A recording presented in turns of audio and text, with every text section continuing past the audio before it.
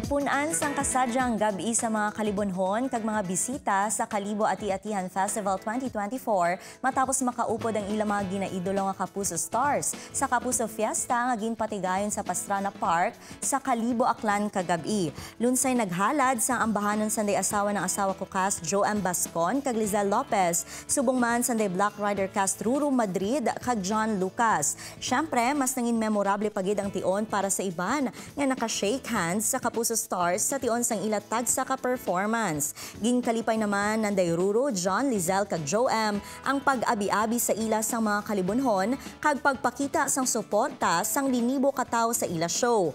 Ginpasalig man sa mga ini nga padayon sila nga magatinguha nga mahatagan pagid ang mga ini sang manami nga mga show nga malantaw sa adlaw-adlaw. Samtang antes ang Kapuso Fiesta, ang nahinambitan nga Kapuso Stars ang naghapit sa Bakawan Eco Park para magpakigbahin sa tree planting upod ang mga residente. Wala syempre nila ginpalampas sa mga ini ang chance nga matilawan ang exotic food nga ginapabugal sang banwa sang Kalibo ang tamilok.